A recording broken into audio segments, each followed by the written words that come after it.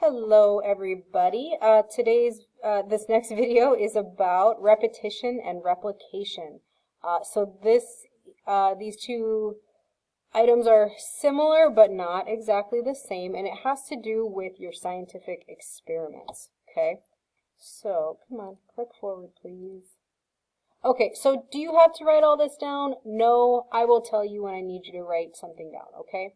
What is the difference between scientific repetition and replication? Well, a repetition, you probably already know, is to do something over several times, okay? And this usually relates to the trials that you're doing within your experiment, okay? And then replication is, if you look closely, you see the word replicate in there, and that means to copy. Okay, so scientists often repeat the experiments of other scientists. Why do you think this is? Pause me here for a minute and think about this. Why would one scientist repeat or replicate the experiment of another? So why do scientists replicate experiments? Well, the more times that other scientists get the same results, the more likely that those results support the hypothesis. This is a good thing. I think we talked about this in class. If you try an experiment and it works one time, does that mean you proved anything? Not really. You got some data that supported your hypothesis, but if the entire school does the same experiment and everybody gets the same outcome, it's more likely that that hypothesis is a good one. This means the science is probably sound or good or reliable. Okay, we don't want bad science floating around out there. So these terms, yes, you should write down. Okay, a repetition is to do multiple trials within an experiment. We do this to verify accuracy and results and to find flaws. You might have a couple trials where you get some flukes, like when we did the airplane experiment. We only launched each plane 3 times. If you launched each plane 10 times, do you think you would get better results or more accurate results? Probably. Okay, for every class we did that, there was somebody whose plane went behind them or the wind caught it, and that wasn't a true test of our question and of our hypothesis there. Okay, so the other term is replication. When you see this word, think copy. Okay, we're making another copy. So this is to run the same experiment from start to finish more than once. And scientists will do this to check to see if a controlled experiment was run or not. This is called peer review. So a replication usually is one person doing an experiment and then a completely different person or group or researcher doing the same experiment, but you have that separation there. So when scientists do something or check to see if this good experiment was run or not, this is called peer review. A peer is a person or people who do similar work. So one of my peers would be another teacher, or more specifically another science teacher, if that makes any sense. Okay, so pause me here if you need to write this down. And then I have a couple stories for you. This is sort of an amazing one to me. So this topic is cold fusion.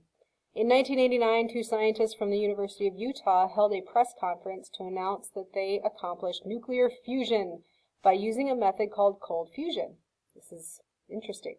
They claimed that this method would offer the world cheap, clean, and unlimited energy. Well, that's a real big red flag right there.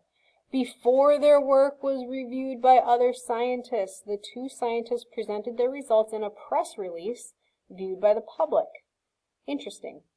Within 5 weeks, scientists around the world discredited their work, basically said, guys, that's not right, you were wrong, because the results could not be duplicated.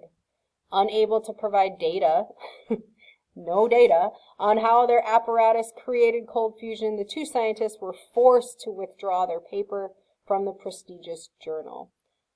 So from a career standpoint, that's pretty embarrassing. To proclaim that you've solved this big, huge energy problem in the world, only to have scientists around the world within weeks prove you wrong, pretty embarrassing. So from that point on, they're going to have a tough time being taken seriously. Okay. And so in real life, when scientists make a discovery or they publish the results, those results go through a very thorough process called peer review. This is, you can't get around this, okay? If you think you've solved a huge problem or discovered something, you need to have somebody else who is an equal to you check your work, okay? So other scientists read and evaluate an experiment, making sure that the original researchers followed all the steps of the scientific method. They also check to make sure that there are no lapses in logic between the experiment's hypothesis and conclusion. Peer review is important not only because it ensures that experiments are carried out correctly, it also acts as a stamp of approval from others, including competitors working in a particular field. Peer review is therefore considered an extremely critical part of the scientific establishment. In fact, if an experiment is published by an individual or organization that does not peer review its articles, the results of the experiment are usually considered suspect by members of the scientific community. And this is sort of a hot topic in our world today as we search for a coronavirus or COVID-19 vaccine. Okay, we're going to practice the difference between repetition and replication really quickly here. Dr. Smith has been reading about another scientist's research in a physics journal. He plans to do these experiments himself and see if he gets the same result. Would this be repetition or replication? This would be replication. Okay, he wants to do the same experiment that someone else already did. Julie goes to Silver River each week for 4 weeks and collects 5 samples of water to test the pH. Is this repetition or replication? This would be repetition. So we only have one researcher. We have Julie.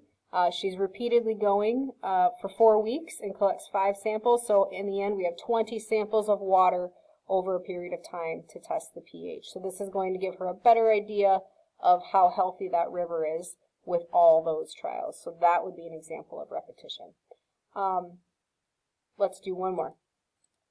An environmental group contacts Julie to get her procedures so they can check her results. What do you think this is? Repetition or replication? This is replication. So I hope that gives you a better idea of what we are dealing with here. All you needed to do for today is to watch this video and take some notes. These terms will appear on the test, which will likely be happening next week. Okay, have a great day.